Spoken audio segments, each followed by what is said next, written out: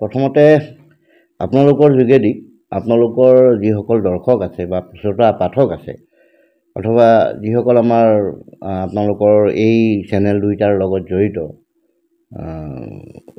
কৰ্ম বা কৰ্মী কুশলী যিসকল আছে সকলোকে নতুন বছৰৰ প্ৰীতি আৰু শুভেচ্ছা জ্ঞাপন কৰিলোঁ আৰু আগন্তুক ভোগালী বিহুৰো একে সুযোগতে আমি ধন্যবাদ জ্ঞাপন কৰিলোঁ, অভিনন্দন জ্ঞাপন কৰিলোঁ যে আপোনালোক আহিল আমাৰ মাজলৈকে।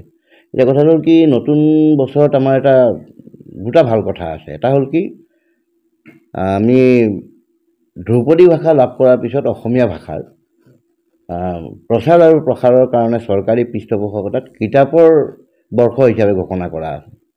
গতিকে এই ক্ষেত্ৰত আপোনালোকক আমি অনুৰোধ জনাম বা আপোনালোকৰ সহযোগিতাত আমি নিশ্চিতভাৱে অসমীয়া ধ্ৰুপদী ভাষাৰ যিটো গৌৰৱ, সেই গৌৰৱটো সকলোকে উপলব্ধি কৰিবৰ কাৰণে যিটো মানসিক প্ৰস্তুতি, সেই প্ৰস্তুতি চলোৱাৰ কাৰণে আহ্বান জনাম। দ্বিতীয়তে আপোনালোকে জানে যে এতিয়া বহুতে কুঁৱলীৰ সময়, বনভোজৰ সময় আৰু কিছুমান গ্ৰহণ কৰিব নলগীয়া বস্তু গ্ৰহণ কৰিও বাইক চলোৱাই হওক বা গাড়ী চলাওঁতে এটা অনাহুত পৰিস্থিতিৰ সৃষ্টি হয়। তো সেইখিনিসকলক মানে আমাৰ অনুৰোধ এটা থাকিব যে তেওঁলোকৰ কাৰণে কিন্তু ঘৰত মানুহখিনি ৰৈ থাকে, ঘৰৰ মানুহখিনি তেওঁলোক আশা ভৰসাৰ থল।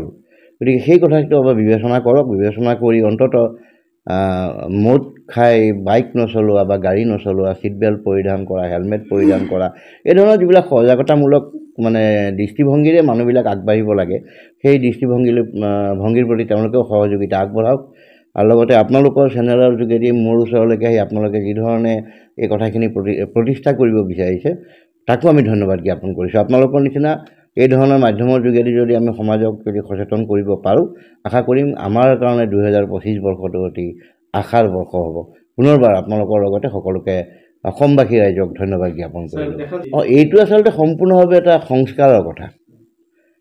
কোনে কি ধৰণৰ কি গ্ৰহণ কৰিব নকৰিব, তেওঁ শৰীৰে সেইটো অনুমোদন জনায় নে নজনায়, কাক কিমান পৰিমাণৰ জনাব, এইটো সম্পূৰ্ণভাৱে নিজস্ব কথা। কিন্তু মই এই যে প্ৰথমতে যিটো কথা ক'লোঁ সেইটো যে তেওঁলোকে ভাবিব লাগে মোৰ কাৰণে কোনোবা এজন ঘৰত ৰৈ আছে। মোৰ মা দেউতা হ'ব পাৰে, মোৰ পত্নী হ'ব পাৰে, মোৰ ভগ্নী হ'ব পাৰে, মোৰ ভাইটি হ'ব পাৰে, মোৰ প্ৰেয়সী হ'ব পাৰে, যোনেই নহওক ৰৈ আছে। গতিকে তেওঁলোকৰ কাৰণে অন্ততঃ চিন্তা কৰক। আৰু যি ধৰণৰ বস্তু গ্ৰহণ নকৰিলে সমাজৰো বিশৃংখলতা সৃষ্টি নহয়, তেওঁলোকেও সুস্থ আৰু শাৰীৰিকভাৱে সবল হৈ থাকিব পাৰে।